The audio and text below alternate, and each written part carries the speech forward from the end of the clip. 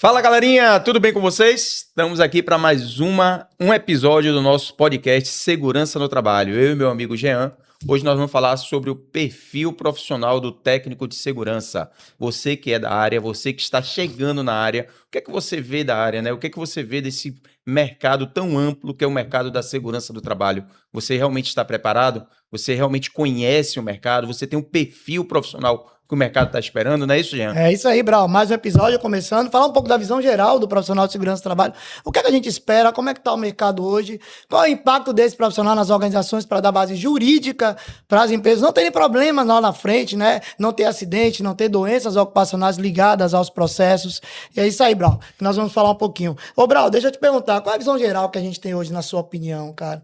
Com relação aos técnicos. Vamos falar de técnico de segurança. Esse do técnico mesmo, né? Aquele que está ali, digamos, na linha de frente, vamos falar né? do engenheiro, do tecnólogo. O tecnólogo também, que é outro, né? Outro boom aí que o mercado odeia, mas tem um paradigma Depois grande. Perfeito, mas vamos falar do técnico, cara. Daquele cara mesmo, um técnico chão de fábrica e de gestão também, né? Que as organizações precisam. Um cara de campo, um cara bom de gestão, para estar organizando toda a estrutura desse sistema. Na verdade, Jean, eu acredito o seguinte, eu acho que a pessoa, para poder ser um bom profissional, ela tem que entender da sua profissão. Você quer ser um bom profissional? Qual é o pilar da sua profissão? Quer ver um exemplo, Jean, do que eu estou falando? Quem escolhe a área de segurança do trabalho, escolhe com a intenção de proteger, de preservar, né, de cuidar de outras pessoas que talvez você nunca tenha visto na vida, você não conheça, você não sabe quem é. Né? Então, o pilar, né, principal da nossa profissão nada mais é do que cuidar do próximo em todos os momentos, principalmente no pior momento da sua vida, que é o acidente. Isso. Que é quando ele está ali mais vulnerável, quando ele está ali precisando de ajuda. E uma das coisas que me surpreendem muito, principalmente nos dias de hoje, porque a gente sabe, né, a internet está aí, as mídias sociais, as redes estão aí, e todo mundo está em busca de visibilidade, né, de like. Então, uma das coisas que mais me surpreende é quando eu vejo um profissional da área, de saúde, inclusive, e de segurança, né, compartilhando imagens de pessoas acidentadas. Sim. Ali você joga no lixo todo o principal objetivo da sua profissão, que é proteger, que é preservar a integridade física. Então, você que quer ser da área de saúde e segurança e que compartilha imagens de acidentes, de vítimas, já está tudo errado. Já começa por aí. Então, você primeiro tem que conhecer qual é o objetivo da minha profissão que eu estou escolhendo. Perfeito. Eu vou ali para quê? Para proteger, para preservar ou simplesmente para não ligar para o próximo? Zelar sobre vidas, né? Trabalhar com vidas. Eu vi um vídeo essa semana, ontem, de um filho que estava conversando com o pai, chamou o pai pelo rádio e perguntou: pai, usou o EPI hoje? Sim, sim. Obrigado, pai, por ter usado. Eu até postei nas minhas redes sociais. Mas o profissional de segurança é justamente para isso. Zelar vidas. Agregar valor ao processo quando a gente fala em prevenção. Para evitar o quê? O acidente, a doença, a lesão. Então é cuidar de pessoas. Esse é um negócio, né? A gente brinca e fala assim, não, o técnico de segurança, ele é professor, ele é cuidador, né? Ele é gestor, psicólogo, ele é psicólogo. Ele é advogado. É quem está na linha de frente, né, digamos ali, com o trabalhador, né? Aquela pessoa que ela tem que entender tanto da necessidade da indústria, da empresa, de uma maneira geral, porque a empresa, obviamente, ela tem o objetivo final que é o lucro, né? Então, esse é o grande objetivo de qualquer instituição, qualquer empresa que se preze, ela não está ali por caridade, ela está ali porque ela tem um objetivo financeiro, sim, seja ele quanto for, qual for, né? Então, o técnico, ele tem que ver esse lado também da empresa, da instituição. E, ao mesmo tempo, ele também tem que ver o lado humano, o lado das pessoas, sim, que estão ali. Sim. Né? Aquelas pessoas, elas têm sua vida pessoal, elas têm suas necessidades, elas têm seu ritmo, né? Muitas vezes de trabalho. E muitas vezes a sua cultura, Jean. E o que é cultura? Lembra que a gente falou lá no primeiro episódio sobre a cultura da prevenção? Muitos desses trabalhadores hoje que estão na empresa, eles nunca ouviram falar em sua residência ou no seu meio sobre segurança, sobre a obrigatoriedade de um uso de um EPI. Então, você pega, por exemplo, um profissional que ele era ajudante antes de ser CLT, ajudante de pedreiro, né, ou de qualquer outro, ou ajudante geral, e esse profissional ele entra hoje em uma empresa formalizada, CLT, carteira assinada e tudo, e ele é obrigado a utilizar algo que vai incomodar ele na sua atividade. Sim. Uma luva, um óculos, um capacete. E o profissional da área de segurança, ele tem que estar ali para exigir que ele utilize. Então, ele começa a ser aquela pedra no sapato. Né? Ele começa a ser aquele profissional que está ali Ah, você está me perseguindo. Não é perseguição. Muito pelo contrário. É uma exigência legal. Né? O técnico ele está aí para isso, para poder proteger, para poder preservar. E a gente tem uma série de organizações, a construção civil, por exemplo, indústria química, petroquímica, agronegócio, logística, metalmecânica. Então a gente tem uma série de organizações multifacetadas, onde o profissional está lá dentro pela NR4, né? Pela NR4, que estabelece aí a quantidade mínima e profissionais dentro dessas organizações. Mas, de um modo geral, o profissional ele vem para ajudar, para agregar valor aos setores, aos processos. Eu digo geralmente que o setor de segurança ele tem vários clientes dentro da organização, né? Todos os setores são clientes dos profissionais de segurança do trabalho. Seja ele o RH, ou a produção, ou a gerência. O profissional de segurança ele dá com chão de fábrica, como a gente fala, né? Na ISO 9000, na auditoria, mas também com a gerência. Então, ele tem que dar com essas pessoas para mostrar a importância que a segurança tem. Geralmente, eu digo que eu vendo segurança. A gente vende, mesmo dentro das organizações, a gente vende segurança. Então, o profissional ele tem que ter uma postura. Perfeito. Ele tem que entender da legislação, né, que a gente vai falar de outra parte técnica, e também ter a parte humana, como você comentou. Né, saber lidar com gente, lidar com pessoas, porque... O que talvez seja o mais complicado na nossa profissão, não é fácil, né? Porque quando a gente fala de lidar com gente, com pessoas, observe, nós temos pessoas de diversas culturas, diversos valores, né? Então, ali dentro de uma organização, você vai ter pessoa de uma determinada região do país, você vai ter pessoa de uma determinada ideologia política, de uma determinada ideologia religiosa, né? De gênero, e você vai ter que saber lidar com tudo isso. E o respeito. Então, eu até elencaria aqui um perfil do técnico de segurança, desse profissional, né? Por exemplo, vamos falar sobre isso. O profissional da área de segurança, ele tem que ser uma pessoa responsável. Responsabilidade. Responsabilidade não é a mesma coisa que compromisso, são coisas diferentes.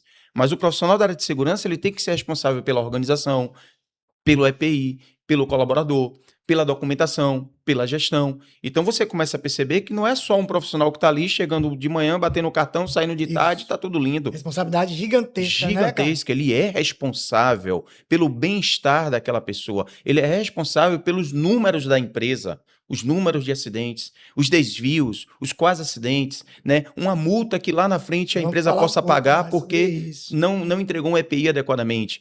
Então, quando a gente fala de responsabilidade, tem que ser uma pessoa responsável. Legal. Tá? Responsabilidade, palavra-chave, né? Palavra importante. Além de ter competência, ter responsabilidade nesse setor tão importante e, falo mais, estratégico para a organização. Porque de lá, como você falou, saem os indicadores. Os indicadores da empresa, as taxas de frequência, as taxas de gravidade, né? O que a empresa quer, qual é a meta dela com relação ao acidente? A gente fala que é 0. Sim. Mas para isso acontecer... Que não existe, né, Jean? Que não existe. Tá? Você pega uma empresa que está ali há 10 anos sem nenhum acidente... Perfeito.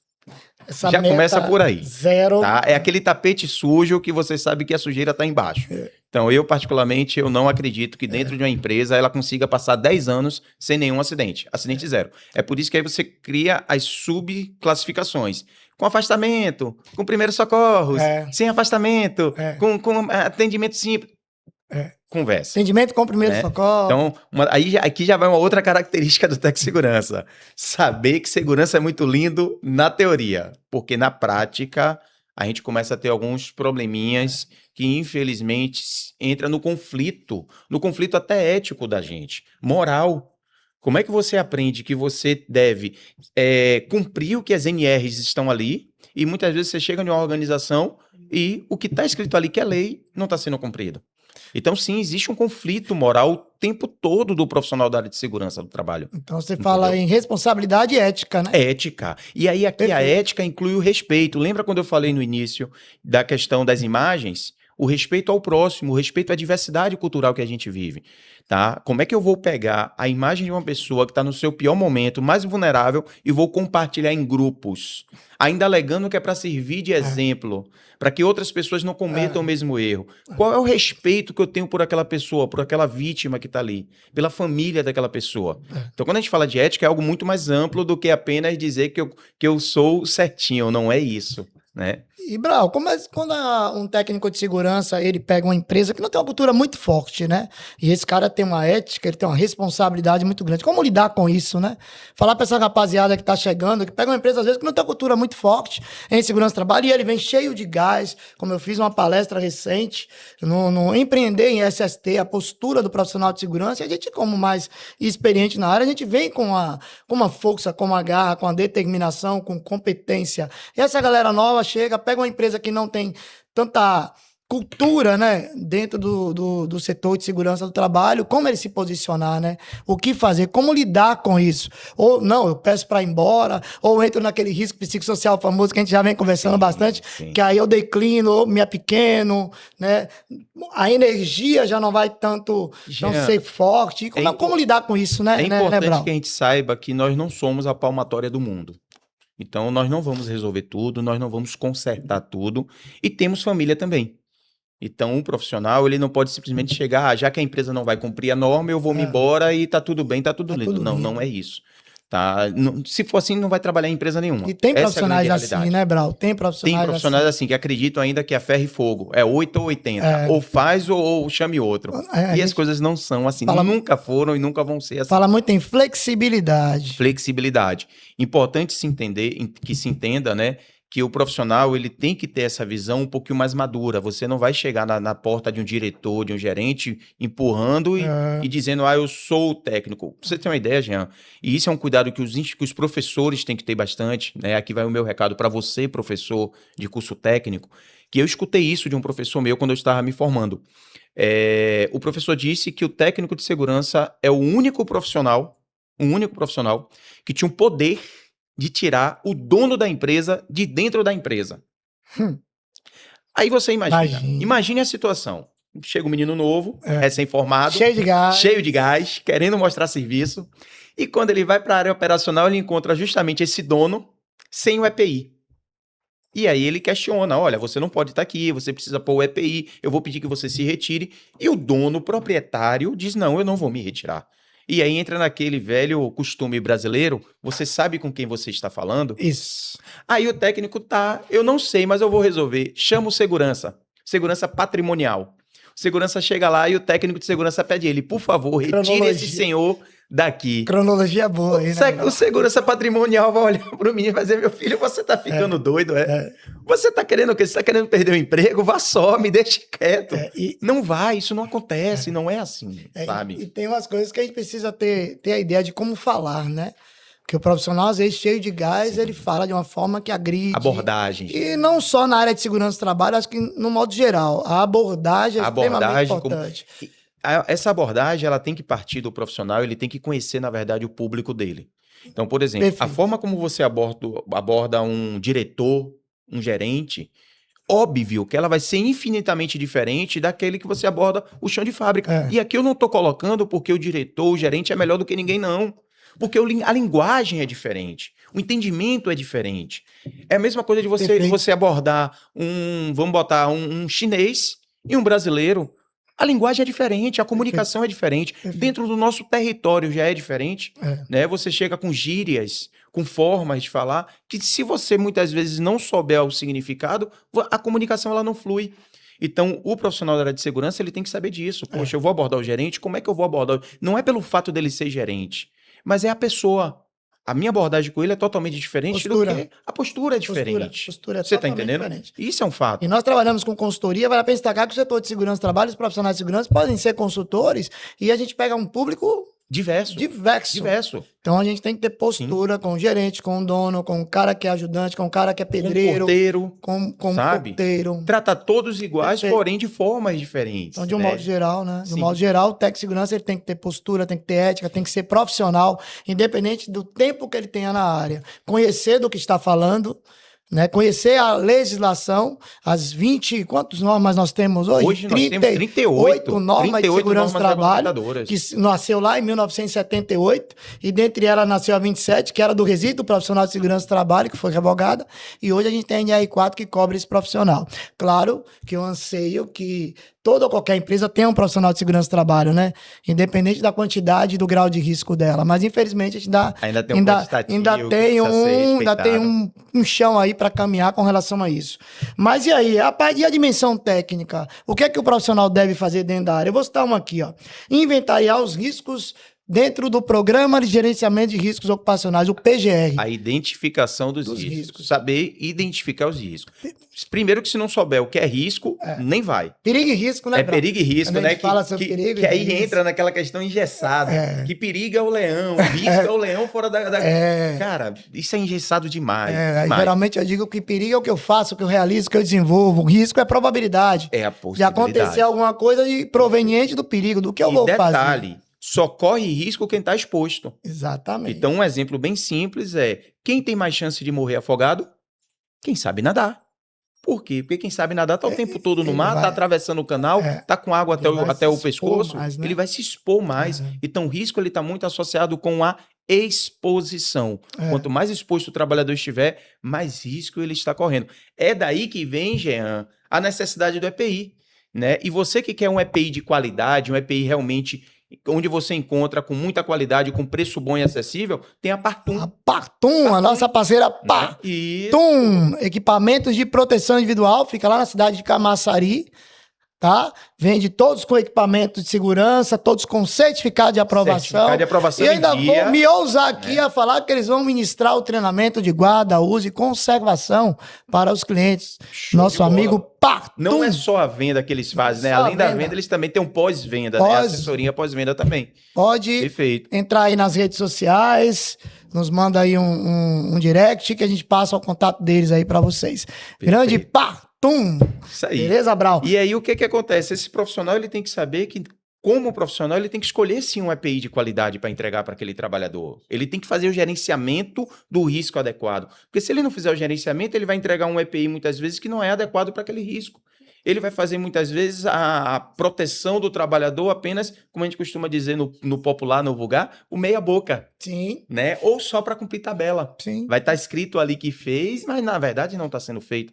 Não é verdade? Então, o profissional ele tem que sim fazer o gerenciamento da primeiro é a identificação, é identificar o risco, ou seja, identificar a possibilidade, avaliar essa possibilidade, né? Opa, já identifiquei, agora deixa eu avaliar. Existe realmente? Como é que ela está? E aí é onde você vem com a questão do controle. Como é que eu faço para controlar? Diretamente na área, diretamente no trabalhador? Não há necessidade de controlar? É aí que entra um PGR bem feito, que a JSEG, inclusive, trabalha com documentação. JSEG. Que é outra parceira nossa também, que trabalha também com documentação. Perfeito. Né, lá na área também de Camaçari. Perfeito. A JSEG, assessoria, trabalha com toda a parte de documentação de segurança do trabalho, treinamentos também, a parte de higiene ocupacional, assessoria técnica de um modo geral. Entre em contato com auditorias, né, investigação de acidentes. É isso aí, investigação de acidentes, contratos fixos, mão de obra especializada, enfim. Você começa a ver que não é algo solto. Então, a gente parte da identificação, né, do controle desse risco, não é verdade? E quando a gente chega na parte de identificação e controle, a gente começa ali a já desenvolver uma cultura dentro daquela empresa. Perfeito. Né? Que é onde a gente entra o quê? Na parte, muitas vezes, de capacitação adequada do trabalhador. Não adianta você também ter um trabalhador ali que está executando a sua atividade e que ele não entende dos direitos dele, os direitos básicos que estão aonde? Lá nas nossas normas, nas 38 normas regulamentadoras. E falar de treinamentos, a gente vai falar um pouco também da BrauSeg. Treinamentos em segurança no trabalho, brigada, capacitação da NR11, 12, enfim, toda a parte de treinamento, nós vamos ter outro parceiro aqui, que é a BrauSeg, né? Nosso amigo Brau. Que hoje tem o maior centro de treinamento, né, na parte de atendimento à emergência, com 11 mil metros quadrados ali na região de Camaçari. Perfeito. Com simuladores, né, para atendimento espaço confinado, altura, perfeito. NR20, combate a incêndio, também localizado na região de Camaçari. Perfeito. Falar dos nossos patrocinadores, não deixar de agradecer, né? É o que mantém o nosso podcast. Tem que ter o marketing aí para Então, Brau, vamos continuar falando um pouco mais da responsabilidade desse profissional, que é distribuir EPI, controlar, fazer os documentos legais, inspeção nas áreas, né, para entender como é que tá os cenários, comportamentais, junto né? com a CIPA, né, que é a Comissão Interna de Prevenção de Acidentes e Assédio, que muitas vezes, vamos falar a verdade, muitas vezes são levadas pelos profissionais de segurança, né? A CIPA é um órgão independente, mas o setor de segurança ainda abraça, ainda leva muito forte aí esse quem setor, consegue né? conduzir, né? Conduzir as reuniões, conduzir as investigações, né? Conduzir ali até a elaboração do mapa de risco, né? Então, o setor de segurança, ele acaba abraçando essa NR5, que deveria ser dos colaboradores que você tem ali, que foram formados. Porque, imagine, Jean, imagine a situação onde alguém faz a NR35 e o técnico de segurança é que tem que ir lá na área, por exemplo, emitir um APT para o cara trabalhar em altura. Ainda tem empresa que Tem. tá? Isso é errado. Na minha visão, é totalmente errado. Quem conhece realmente dos riscos da atividade é o profissional que está ali trabalhando. O técnico de segurança, ele tem que ser um assessor. Isso. Ele tem que ser um consultor. Área de apoio, como a gente chama, né? Se você tem alguma dúvida, se você quer ali algum complemento, aí você chama um profissional da área de segurança para que ele possa ir lá e te assessorar. Isso. E não ele está liberando o serviço em área. Ele pode até dar um ciente, indo lá, concordando, Sim. dando um ciente de que a segurança está de acordo com aquilo que vai ser realizado, até aí tudo bem. Mas a partir do momento que você tira essa responsabilidade do profissional que está acostumado a trabalhar em altura, em espaço confinado, com elétrica, né, com caldeiraria, e joga essa responsabilidade para o técnico de segurança, é o que acontece com o NR5. Você tem ali profissionais que fizeram uma capacitação de 20 horas, ou 16, ou 8, a depender do grau de risco, ou 12, para que aquele profissional ali se torne um cipista ou um cipeiro, a depender da região, como se chama. E ainda assim, quem conduz todo o trâmite da CIPA é o profissional da área de segurança. Aí você começa a se perguntar, ou aquele profissional que está ali na CIPA, ele não foi bem capacitado para saber conduzir a atividade a função ao qual ele se propôs, ou você não quer deixar ele solto para que ele possa desenvolver. Não é verdade? A CIPA é um órgão que tem que ser... Eu bato muito, a gente faz treinamentos, né, Bala? Você também faz, e a gente vê que as CIPAs estão muito engessadas hoje no setor de segurança do trabalho. Então, o profissional ele tem que se posicionar com relação a isso. Mas, Jean, Brau, não vai, não roda, não tem as reuniões. A CIPA é um órgão independente e ela tem que gerir o setor de segurança. E reforço, a CIPA é um braço da segurança no trabalho. Com uma brigada, ela tem que apoiar com uma brigada, é um braço da segurança do trabalho. O detalhe, Jean, é que a gente percebe o seguinte, no passado, muitas pessoas que iam para a CIPA tinham um objetivo muito claro, que era garantir o emprego. Isso era uma realidade muito comum no nosso país. Muitos cipistas foram para a CIPA em busca de se manter empregado. Hoje, eu percebo que essa realidade mudou e mudou bastante. Tem pessoas que nem querem mais saber da CIPA, porque desacreditou. Não funciona, não faz nada. Nunca tem verba para realizar uma CIPAT. Né? Difícil, né, Brau? Eu vejo muito isso ainda. É uma realidade ainda. E aí recai sobre a segurança. A segurança tem que ir para os parceiros, pedir favor, pedir um palestrante, pedir um EPI, através de favor. A gente ainda faz muito, a gente ainda faz muita palestra em CIPATs, a gente ainda vê algumas questões da CIPA nesse sentido que você trouxe, e é um ponto de melhoria, né? Muito melhoria. É um ponto de melhoria. E que essa galera jovem que está chegando aí tem que chegar com essa mente aberta. Verdade. Que precisa mudar como hoje está. Jean, eu saí da área operacional, né? Não da área de segurança, mas da área operacional, em 2011. Em 2011, as pessoas passavam por debaixo de fita zebrada para cortar caminho. As pessoas pulavam o cerquite laranja para cortar caminho. Estamos em 2026 e até hoje tem gente fazendo isso. Sabe? Em grandes instituições. E aí fica a pergunta, aonde a segurança está errando? O que é que está faltando? Né, que para um comportamento tão simples, mas ao mesmo tempo tão perigoso, não já tenha sido corrigido.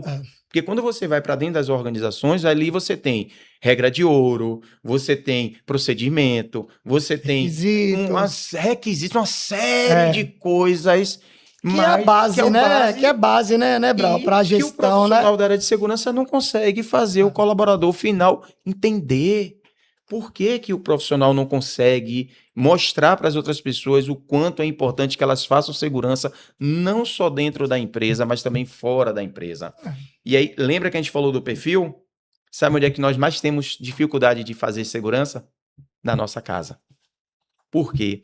Porque, no meu caso, a minha esposa, ela não vive segurança. Ela não trabalha com isso. Para nós, para mim, por exemplo, que trabalho com segurança todos os dias, que ouço relatos de acidentes, que vejo situações, quando eu levo isso para dentro de casa, para o meu filho, para minha filha, para minha esposa, fica parecendo que é historinha, que eu tô querendo amedrontar, né? Passar uns vídeos, né, de acidente. E olha que eu não passo, eu não né? gosto disso. Mas só em contar o relato, vem você com essa história de novo. Então o profissional ele tem que saber que muitas vezes a realidade que ele conhece, que ele viveu lá no curso técnico dele, na sua vida laboral, quando ele leva para um determinado colaborador, ele vai ser desacreditado.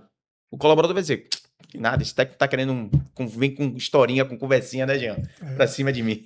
Geralmente, o profissional de segurança ele tem que ter amor pelo que faz. Tem que ter amor. Tem que ter amor pelo que faz. As empresas têm que ter uma cultura mais forte, porque geralmente eu digo que segurança não é só o profissional que faz, segurança é de um todo, e esse todo ele tem que ser compartilhado com diretoria, com gerência, com supervisões, com líderes, com encarregados, então toda essa turma tem que estar engajada nesse propósito único que é a prevenção, porque a segurança do trabalho só pelo técnico não vai. Os técnicos têm que atender essa galera que está chegando, os mais antigos também têm que entender, ou melhor, reforçar que a segurança do trabalho não é só um papel do técnico. Sim. Nós estudamos um pouco mais para entender a legislação e mostrar isso, né, como base jurídica para as empresas, que é outro tópico que é a base jurídica. A gente precisa entender que tudo que a gente faz é uma base não só para evitar acidentes, doenças, mas também tem base jurídica. Sim. Nós, a gente precisa estar coberto. Nós, como assistentes técnicos periciais, né, que eu trabalho muito também com assistência técnica, a gente vê que a base jurídica às vezes falha por uma documentação, por uma assinatura, por uma falta de um treinamento. E é daí que o profissional da área de segurança ele tem que estar coberto. Exatamente. Quando você me perguntou um pouquinho mais cedo o que o profissional ele tem que fazer para poder que a segurança se cumpra, a lei.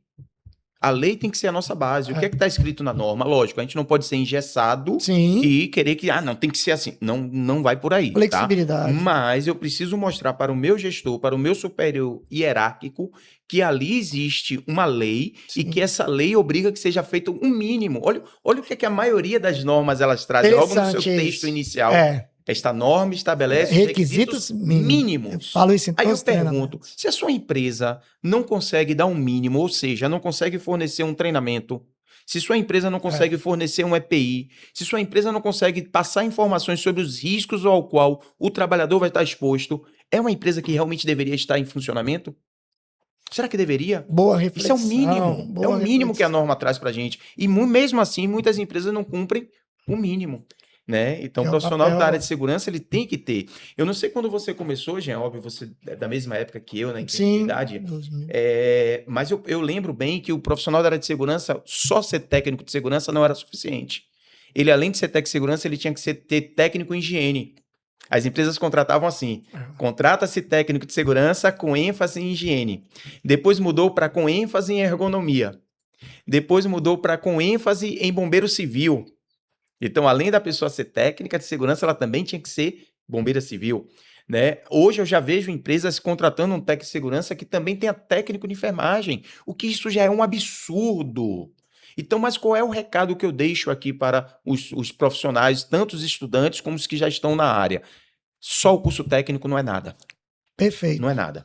Tem que se capacitar, tem que se aprimorar, tem que se aperfeiçoar, tem que abrir o leque. Porque só o curso técnico não é o pontapé inicial. Isso que é pontapé inicial. Completando sua fala, é bem por aí. Não parar no curso técnico, complementar com graduações, com pós-graduações, com cursos de extensão, para ampliar os seus horizontes e agregar mais valor ainda na organização onde você está. Claro que o que o Brau falou é extremamente importante. É um absurdo eu ter que cobrir 2, 3 áreas, como eu vejo Tec Segurança com meio ambiente, tendo que cobrir o setor de segurança, setor de meio ambiente, enfim, a gente não vou entrar na parte de salário, mas é extremamente importante destacar. Esse é outro tema polêmico, é outro né? tema polêmico, mas ampliar o leque de informação como higiene ocupacional, como tec segurança, como a engenharia, como a ergonomia, é extremamente importante. Você abrir o seu leque de mercado e o seu leque de atuação dentro das organizações, claro, a questão salário, né? Volta a repetir, volta a falar, é extremamente importante, mas é bom abrir o leque. Até porque, não parar de Jean, estudar. como é que eu vou gerir uma CIPA? Como é que eu vou ter uma CIPA na minha empresa se eu não entender o mínimo sobre direitos prevencionistas? Acidente do trabalho, aposentadoria, Sim. né? Se eu não entender o mínimo sobre os riscos ambientais que eu tenho ali, biológicos, químicos, ergonômicos, eu tenho que saber o mínimo sobre isso aí. Como é que eu vou ter uma brigada dentro da minha empresa, formar uma brigada, se eu não conheço nada sobre prevenção e combate a incêndio? Então, daí eu entendo, sim, que o técnico de segurança que tem um bom curso de bombeiro civil, isso agrega valor ao currículo dele. Não parem de estudar, não parem de estudar. E para a gente concluir, ou dar continuidade, falar um pouco sobre os tributos, né?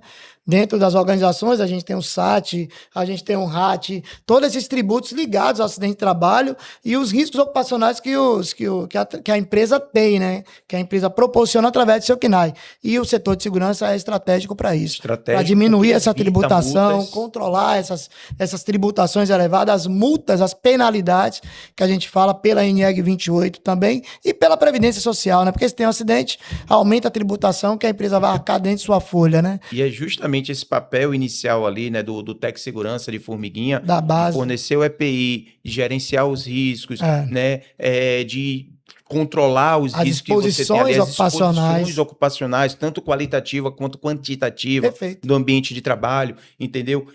É esse papelzinho de formiguinha que o Tec Segurança vai ter, que vai evitar esse passivo trabalhista.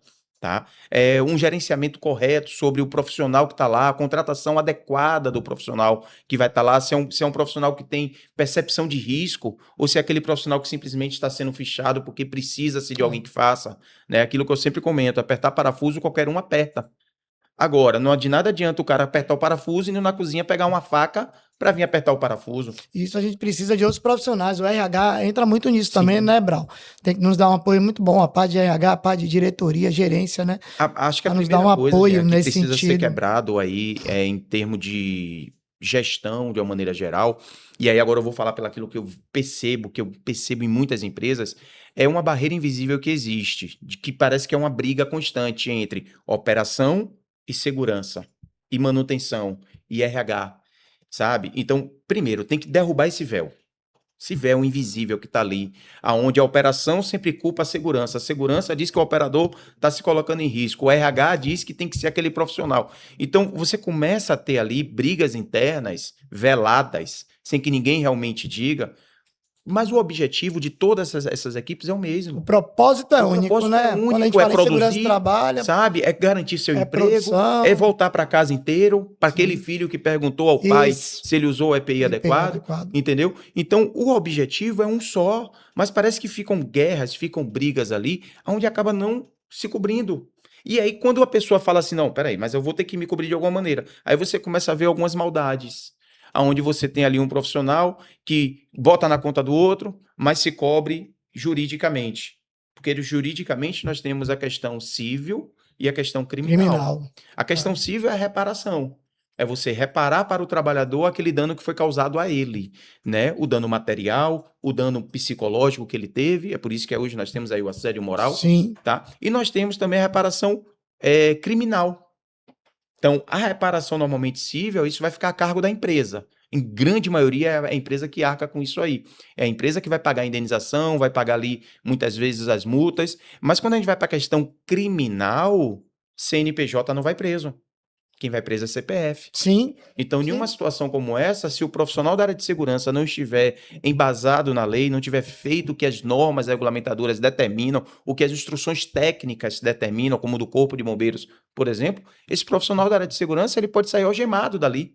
Tem casos, já teve casos de engenheiro de segurança, técnico de segurança, pagando, né? Técnico de segurança que foi preso porque comprou certificado de treinamento. Imagina. Tem esses casos, sim. A gente ouve falar aí nesses casos. Então, de um modo geral, o profissional de segurança ele tem que ter posicionamento, tem que ter ética, tem que ter responsabilidade. Saber ouvir. Perfeito. Saber ouvir. Sabe? Tem muita gente, às vezes, que não está usando o EPI, por exemplo, Jean, ou não está seguindo o procedimento porque está insatisfeito com a empresa. Não é que ele não se goste, não é que ele não saiba da importância, mas às vezes, porque vamos botar aqui algumas situações hipotéticas. O salário atrasou, sabe? O chefe chamou a atenção dele. Ou ele precisava de uma folga e não deu, e aí por isso ele acabou deixando de usar o EPI. Então, se o técnico de segurança já chega lá, tirando aquele colaborador da área, punindo ele, dando uma advertência, peraí, ô meu amigo, por que você não está usando o cinto? O que foi que houve? Me conte aí. E esse cara começa a falar algo e ele chega no objetivo que é, mas eu pedi folga e o chefe não me deu. Agora eu entendi. Então, o saber ouvir, ele é muito importante. Né? Brau, você tocou num ponto aí que eu falo de advertência, né? O profissional de segurança, ele pode dar uma advertência no trabalhador. Isso é polêmico, né? É polêmica. Na verdade, não deveria. Não é papel do técnico de segurança. Não é, né? Sabemos que não é papel do profissional. É importante destacar isso aí. No papel de segurança do trabalho, não tem que dar advertência. Quem adverte o trabalhador é o líder dele, o encarregado dele. O RH, até o próprio RH junto com o encarregado pode intermediar isso aí. Delegar suas funções. Se eu chego na área, pego um colaborador isso, né? Sem um EPI, eu posso até naquele momento devo naquele momento parar a atividade para evitar um acidente, ok? Mas quem vai dar a medida ali de repreensão, de punição, não gosto muito dessa palavra punição não, porque isso remete a gente lá à época da escravidão, né? Quando a CLT nem existia. Você tinha que punir de alguma maneira. Né? Advertir, orientar, educar. Botar na sala novamente. É o líder, é o gestor dele. Então o que eu tenho que chegar para esse gestor e falar é, olha, nós temos um colaborador na área que foi pego sem o EPI. Sim. Esse colaborador, o que é que você sugere? Nós vamos retreinar, nós vamos dar uma suspensão, nós vamos tirar da área, colocar em outra atividade. Vamos ter um olhar mais apurado para esse trabalhador, né? Perfeito, sabe? Porque senão a gente chega, tira da área. E aí, vai ficar substituindo até quando? Né? Vai ficar dando porrada até quando? Então, essa questão de punição é bem complicada. Perfeito, Brau. Acho que falamos bastante aí, né, sobre o perfil do profissional. Espero ter contribuído aí, direto ou indiretamente, aí para os nossos seguidores, quem nos acompanha aí nas nossas redes. E com isso, nós vamos finalizar o nosso 3º episódio. Vamos ter o 4º episódio. Aguardem com um novo tema, trazendo convidados, né, para estar nessa mesa aqui debatendo, falando sobre segurança do trabalho, que é o nosso propósito, o nosso foco, hoje e sempre. Um grande abraço. Brau, obrigado mais uma vez. Você que quer ser nosso patrocinador, que quer colaborar aqui, que acha importante esse podcast, entre em contato conosco. Nós já temos aí a Partum, que é uma grande empresa na área de EPI e fardamentos lá na região de Camaçari, os melhores EPIs com as melhores qualidades. A Partum é quem nos fornece. Entendeu? Nós temos a JSEG Assessoria, que trabalha também com documentação, né, com investigação de acidentes, com treinamentos, com elaboração, com laudos. E temos o Complexo Brausseg, que é o maior complexo de treinamentos que existe na região aqui da Bahia. Tá? Em Camaçari também, com diversos simuladores, onde o seu profissional vai estar muito bem treinado. Tá bom? Beijo no coração. Perfeito. E a gente se encontra. Obrigado, gente. É isso aí.